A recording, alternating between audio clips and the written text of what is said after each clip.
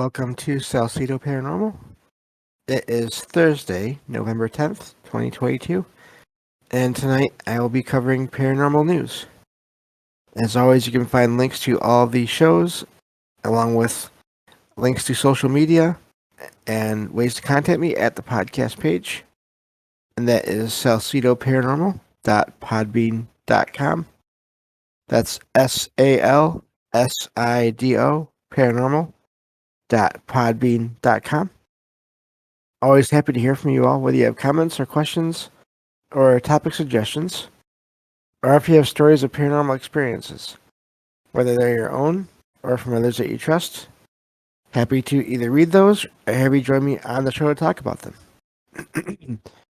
Also, a quick note, at the moment, I seem to be unable to upload episodes of the podcast to the podcast feed. I tried last night. I tried today a couple times. Didn't work for some reason. I'm guessing some kind of maintenance and or technical problems with the website.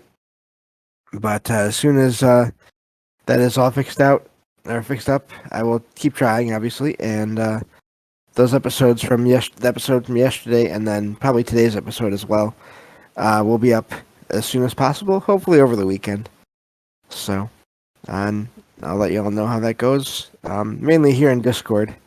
That's why I've been putting updates there. So, but let's see here. What else was I gonna say? I think other than that, I already have the links for the articles I'm going to talk about today in the stream chat here. So, and of course, I will include those in the episode descriptions for the podcast and YouTube feeds.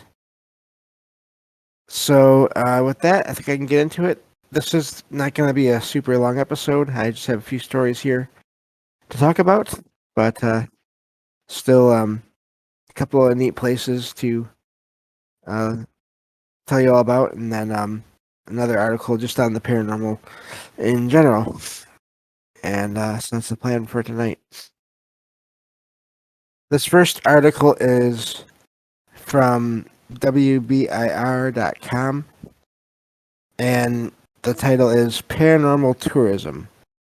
Take a peek inside Scott County's haunted historic jail. And this is in Huntsville, Tennessee. I don't always share articles that just talk about paranormal investigation groups or tours, unless they have at least some descriptions of the things going on there as far as paranormal activity. And this is one of those articles. So, it's talking about this jail that was made in,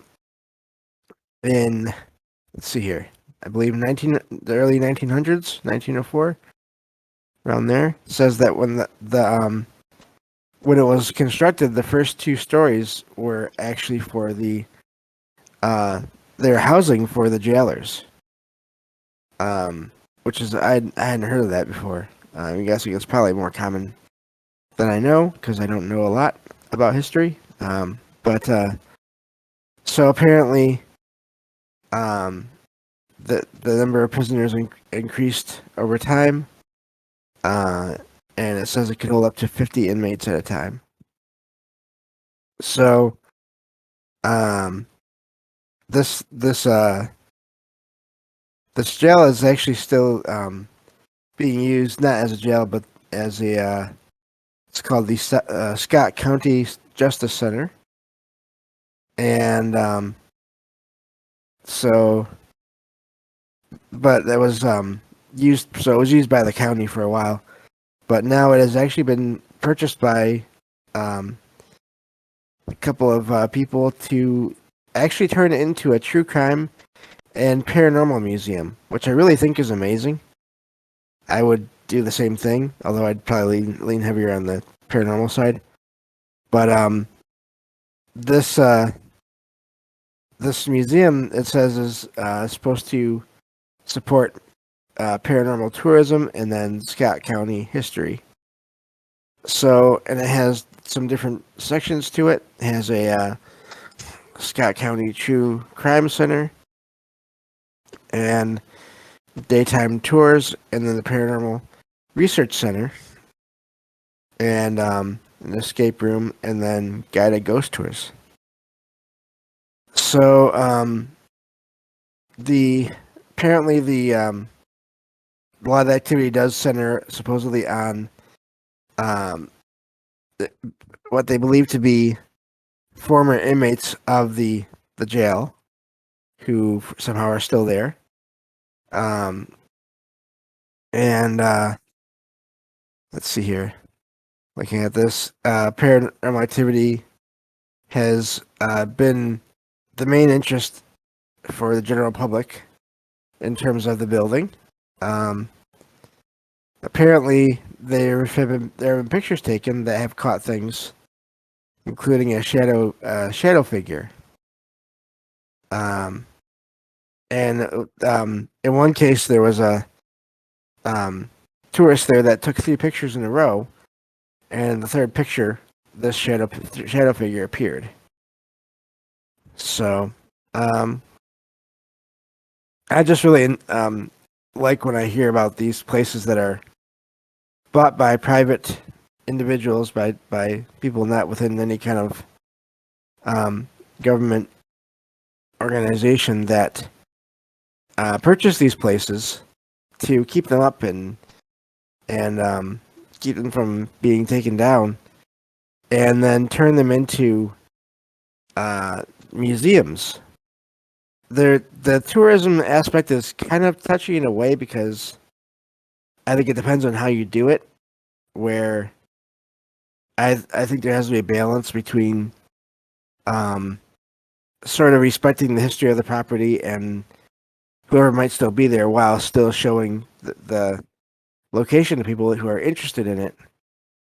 And so I think it's a not an easy thing to do, but definitely I think something overall worthwhile, especially when people have the excuse me, the right intentions behind it. So that's all I wanted to talk about with that story. So one moment, and I'll move on to the next.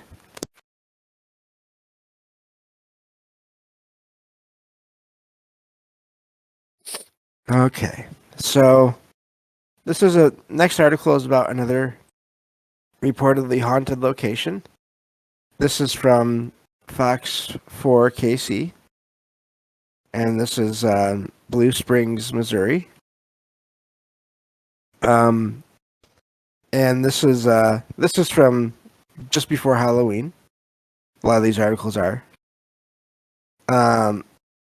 So this house has been around since the 1800s, and now it belongs to the Blue Springs Historical Society. It's belonged to them since the 70s. And let's see here. Oh, it has a link for another article. Anyway, there are reports there of people seeing shadows, experiencing moving objects, and other unexplained activity in the house. And that's part of what has led to this paranormal investigation group to go there and investigate and give tours. And this group apparently has been there before, so they know there's activity. And it just talks about these tours that are happening in this place. So, let me see, looking at this. So yeah, just another place that is being used to keep the history alive and also investigate the place as well, which I like.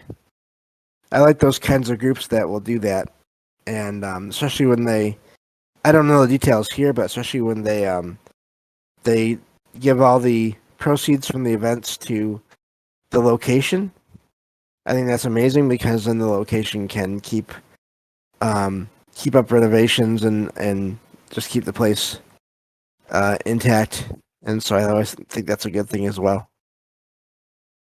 So, just a couple of articles I found tonight, talking about that kind of paranormal tourism, but I also think it's preservation of the history and the possibly even the paranormal in a way.